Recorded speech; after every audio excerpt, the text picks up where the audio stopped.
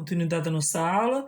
Como nós estávamos falando, vamos ver agora a questão dos calendários, né? E o mais utilizado, logicamente,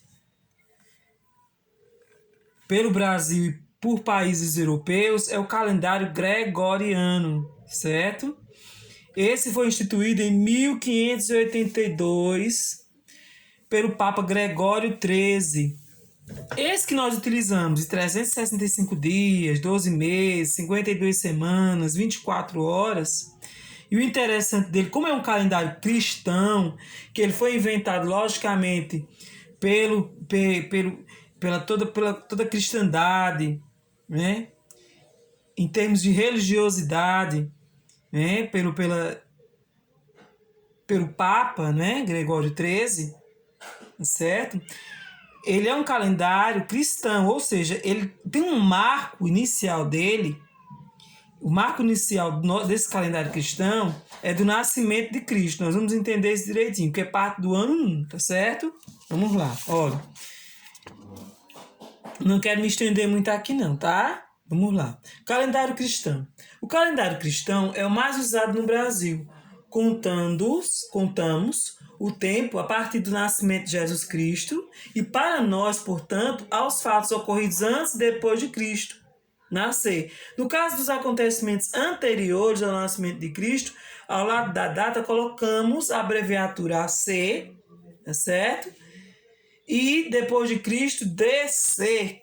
Aí eu vou colocar para vocês uma tabelinha pra gente se orientar, tá? Para explicar melhor para vocês. Aí tem aqui. Vamos lá. Nas sociedades cristãs, utiliza-se o calendário cristão. Tem como referência para a divisão do tempo o nascimento de Cristo, certo? Então tá aqui. Então ele é um marco no que diz respeito ao nascimento de Jesus Cristo. Os fatos anteriores ocorrem de ordem decrescente. Daqui, ó, decrescente, tá vendo? Usa-se a abreviatura AC. E da forma crescente, né? Usa-se a abreviatura DC, tá certo? Tá bom? Forma crescente, 1, 2, 3, 4, 5, 6 e por aí vai, tá certo? Aí vamos lá. Eu mostrei para vocês um calendário que ele é muito utilizado, como eu disse a vocês, tá?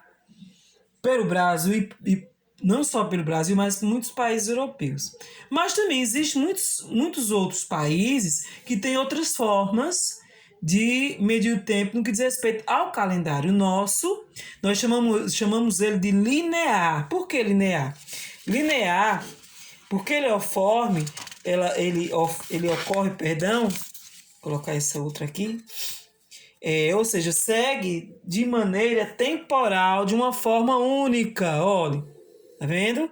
Segue de uma forma linear, de uma forma reta, olha, tá vendo? Tá bom? Já existe outro calendáriozinho que nós chamamos ele de cíclico, que ele foi muito utilizado pelos astecas, tá? E ele é bem interessante porque ele parece muito com o nosso calendário gregoriano, mas ele ocorre de uma forma diferente. Ele tem os mesmos 365 dias nossos, porém, ele ocorre de forma cíclica.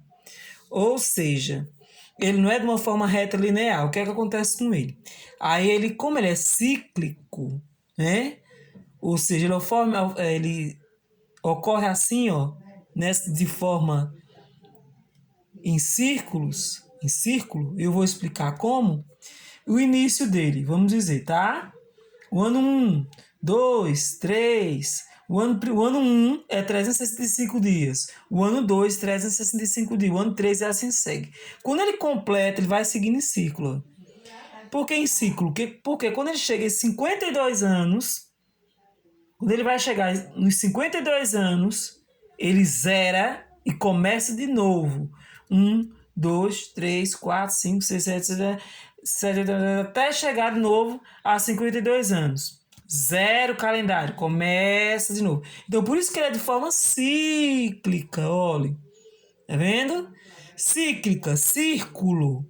Sempre em forma de círculo, círculo, tá vendo? E nunca de forma reta, linear, como é o nosso. Tá bom? Então, como eu já disse, esse aqui é o calendário de uma pedra, a pedra do Sol Azteca, encontrada na cidade do México, tá certo? No Museu Nacional de Antropologia, tá bom?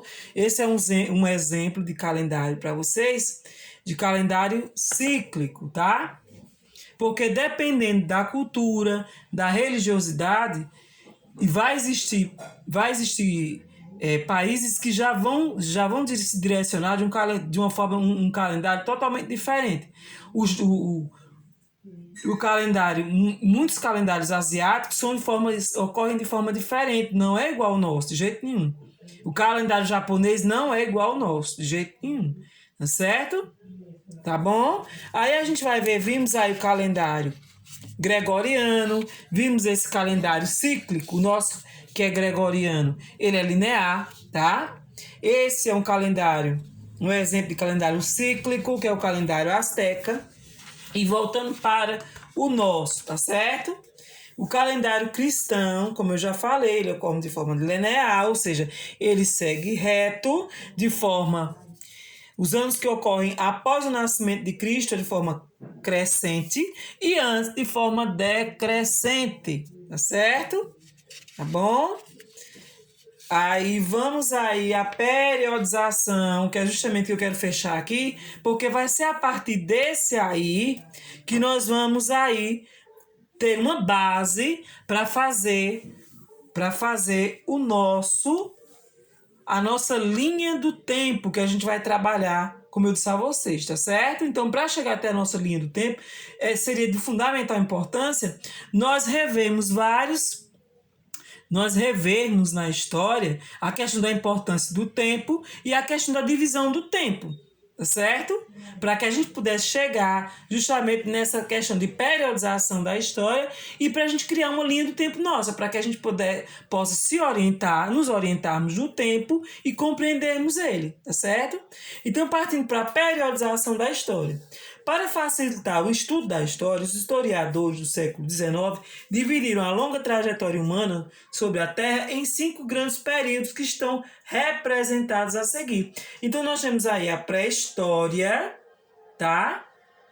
Que foi um momento aí que ocorreu antes do nascimento de Cristo, que muitos historiadores colocam como seguem esse fato, chamam de pré-história, porque foi antes do surgimento também da escrita, tá certo? Vamos chamar de pré-história, tá bom? Apesar de muitos não concordarem, por que, professora, muitos historiadores não concordaram com esse termo pré-história? Depois eles vão estudar mais na frente e vão ver o seguinte, porque pré-história antes do surgimento da escrita. Então, não havia história, não podia ser nada documentado, nada registrado antes do surgimento da escrita, né? Então, vai haver aí, depois, os antropólogos, os estudiosos, os historiadores, vão rever muito lá atrás essa questão aí, tá? E vão ver que tem importância sim, que se pode estudar sim a questão da escrita antes aí do surgimento de Cristo. Tá certo? Então, essa questão de pré-história, história, pré-história antes do surgimento de Cristo, história depois, antes do surgimento de Cristo e antes do surgimento da escrita, e história datar como depois do surgimento da escrita, para várias civilizações, eles vão rever essa situação aí, não acham legal, tá certo? Tá bom? Mas para não confundir a nossa cabecinha, vamos lá. Então, nessa periodização, é bom a gente saber o seguinte, que a pré-história, ela vai datar antes do nascimento de Cristo, os fatos, tá certo? Tá bom? E a Idade Antiga, a Idade Moderna e a Idade Contemporânea, nós vamos colocar depois do surgimento de Cristo, tá bom? Tá certo? Tá? Então, essa é a famosa periodização e, posteriormente, a gente vai entender a nossa linha do tempo. Veja aqui uma linha do tempo, como é interessante o exemplo, tá vendo? Olha a linha do tempo. Uma linha do tempo traçada, tá?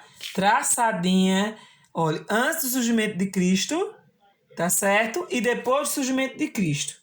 Antes do surgimento de Cristo de forma decrescente e crescente de forma linear, como eu falei, depois do nascimento de Jesus Cristo, tá certo? Tá bom? Então, essa linha, é uma periodização, mas é uma linha do tempo, que já está traçadinha aí, com os anos e tudo, tá vendo? Tá bom? Tá vendo? Para que a gente possa traçar ela e compreender. Que todos nós temos também a nossa chamada linha do tempo. Então, para que a gente possa se orientar. Então, eu vou na próxima aula, eu vou dar um exemplo e colocar ele aqui, para que eu vou querer que cada um faça e desenhe a sua linha do tempo. Tá certo? Vai ser algo simples, tá? Mas assim, antes disso, foi muito importante que vocês pudessem entender e compreender a importância do tempo e entender esse tempo, da divisão do mesmo, tá certo? Tá bom? Então, na próxima aula a gente vai ver mais a respeito desse tema ainda, tá bom?